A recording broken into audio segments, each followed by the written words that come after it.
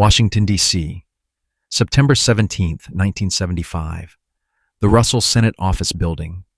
Cameras roll as senators file into room 318 for what will become one of the most shocking congressional hearings in American history. Senator Frank Church of Idaho takes his seat. Before him on the witness table, CIA Director William Colby. And between them, a weapon.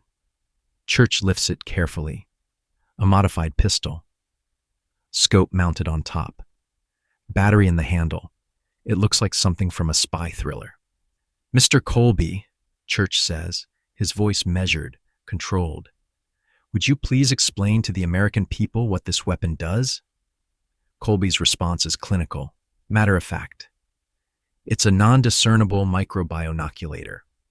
Translation: it's a gun that fires frozen poison darts thinner than a human hair that cause heart attacks and leave almost no trace. Church's next words would echo through history. A murder instrument about as efficient as you can get. That day, America learned their intelligence agency had created the perfect assassination weapon. And tonight, we're examining the most terrifying gun the Cold War ever produced. To understand the heart attack gun, you first need to understand the problem it was designed to solve. During the Cold War, the CIA faced a delicate challenge. How do you eliminate targets? Foreign leaders, intelligence operatives, dissidents, without it looking like murder. Traditional assassination methods left evidence. Gunshots meant bullets, ballistics, witnesses. Poisoned food could be traced. Car accidents raised suspicion. Even the sophisticated weapons we've covered on this channel, like the poison umbrella that killed Georgy Markov, left forensic clues. What the CIA needed was something that would kill quickly and reliably, leave minimal or no physical evidence, mimic natural death, be deployable from a distance, give the assassin time to escape. The solution came from an unlikely source, shellfish. In the early 1960s, a CIA researcher named Mary Embry was given an unusual assignment. She'd started her career as a secretary in the Audio Surveillance Division before being promoted to Technical Services, the department that developed spy gadgets and weapons. Her task? Research a poison that would induce a heart attack in its victim, but would be undetectable in a post-mortem examination. Embry's research led her to saxitoxin, one of the deadliest biological toxins known to science. Saxitoxin is produced by certain types of marine dinoflagellates, microscopic algae that form red tides in oceans. When shellfish like mussels, clams, and oysters feed on these algae, they accumulate the toxin in their tissues. In humans, saxitoxin causes what's called paralytic shellfish poisoning. The symptoms progress rapidly. First, tingling sensation around the mouth and extremities. Then, shortness of breath, difficulty swallowing. Next, loss of muscle coordination, paralysis. Finally, respiratory failure and death. The lethal dose for an adult human is approximately 1 milligram. That's about the weight of a single grain of salt. And here's what made it perfect for the CIA's purposes. Saxitoxin acts fast. Death can occur within minutes, and it breaks down rapidly in the body. A medical examiner not specifically looking for it would likely conclude the victim died of natural cardiac arrest. But having the poison was only half the solution. The CIA still needed a delivery system. Enter Dr. Nathan Gordon, a researcher working at Fort Detrick, Maryland, America's biological weapons research facility. Gordon made a crucial discovery. If you mixed saxitoxin with water and froze it, you could create a dart, a tiny frozen projectile that could be fired from a weapon.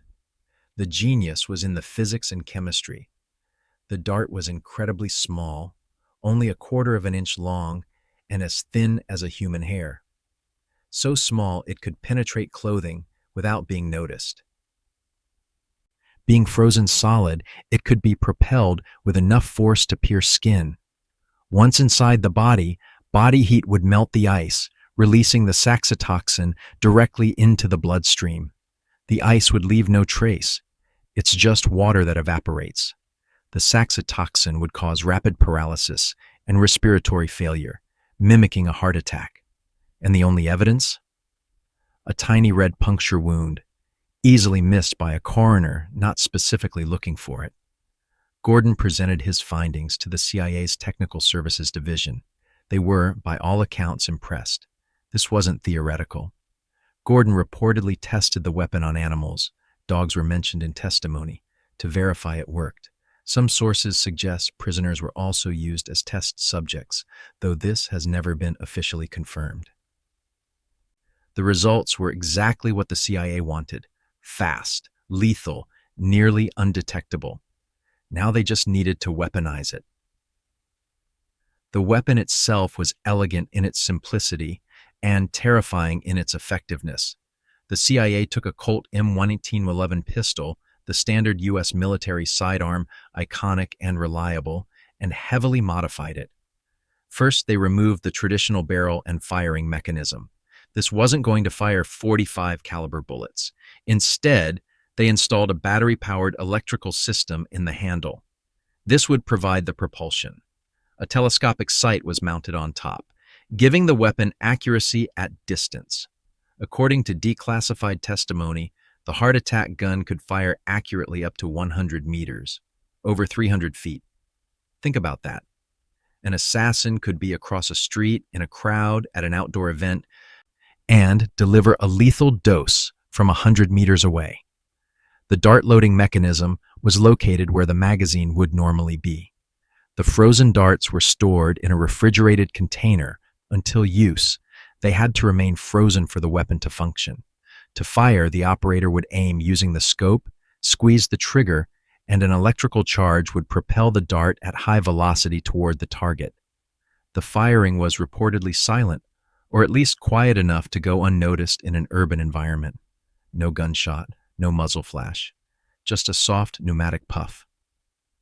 The dart itself was engineered for maximum effectiveness and minimum detection. Length, 6.35 millimeters, about a quarter inch. Diameter, thinner than a human hair composition. Frozen water mixed with saxitoxin. Payload, enough toxin to kill within minutes. When it hit the target, the victim would feel, if anything, a slight sting, like a mosquito bite. Maybe a pinprick. Something so minor they might not even register it had happened. The dart would penetrate clothing. Fabric posed no barrier to the high-velocity projectile. It would pierce skin, leaving only that tiny red puncture wound, and then it would begin to melt. As body heat dissolved the ice, the saxitoxin would enter the bloodstream. Within seconds, it would begin binding to sodium channels in nerve cells, blocking nerve signals. The victim's nervous system would start shutting down. Muscles would begin to fail. First the extremities, then core muscles, finally the diaphragm. Breathing would become labored, then impossible. Cardiac arrest would follow, as the respiratory system failed. Time from injection to death, estimated at 5 to 15 minutes depending on dosage and injection site. By the time the victim collapsed, the assassin would be long gone. The crowd would rush to help. Someone would call an ambulance. Paramedics would find a man in cardiac arrest. At the hospital, doctors would attempt resuscitation. They would fail. Time of death would be called. The body would be sent to the morgue for autopsy. And here's where the weapon's design truly shined. The saxitoxin would degrade rapidly post-mortem. The coroner would find evidence of cardiac arrest, respiratory failure, symptoms consistent with a heart attack. Unless the medical examiner knew to look for that tiny puncture wound and knew to test specifically for saxitoxin, which wasn't part of standard toxicology screens, the death would be ruled natural causes, the perfect crime, the perfect weapon, and it was all very real. The heart attack gun might have remained classified forever, if not for a growing crisis of conscience in America during the 1970s. The Watergate scandal had shattered public trust in government. Americans were asking, what else are they hiding? In December 1974, the New York Times published an explosive article by Seymour Hersh revealing that the CIA had conducted massive illegal domestic surveillance operations against American citizens, journalists, activists, politicians, in violation of the agency's charter. The article referenced internal CIA documents known as the Family Jewels, reports of illegal activities compiled by CIA Director James Schlesinger. Public outrage forced Congress to act. In January 1975, the Senate established the Select Committee to study governmental operations with respect to intelligence activities. It was chaired by Senator Frank Church of Idaho.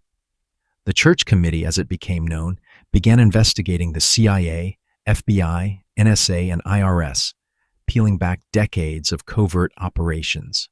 What they found was stunning. The CIA had opened and read private mail of American citizens without warrants, conducted drug experiments on unwitting subjects, Project MKNAOMI, spied on anti-war activists and civil rights leaders, plotted to assassinate foreign leaders. That last one, the assassination program, led directly to the heart attack gun.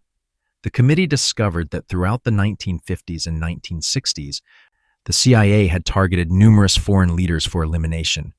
Patrice Lumumba of the Congo, Rafael Trujillo of the Dominican Republic, Ngo Dinh Diem of South Vietnam, General René Schneider of Chile, Fidel Castro of Cuba. Multiple times. Some of these plots had succeeded. Others had failed spectacularly. The committee also learned about Project MKNAOMI, a biological weapons research program that had run from 1952 to 1970 at Fort Detrick. MKNAOMI had developed various toxins and delivery systems for covert operations, among them the saxitoxin heart attack gun. Here's where the story gets even more disturbing. In 1970, President Richard Nixon had ordered the destruction of America's biological weapons stockpile. This included the saxitoxin. But Dr. Nathan Gordon, the same researcher who had developed the frozen dart delivery system, defied orders.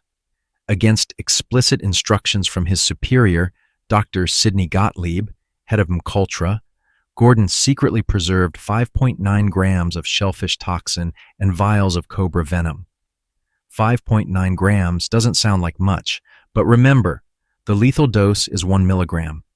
Gordon had saved enough poison to kill nearly 6,000 people. When the Church Committee discovered this, they were furious.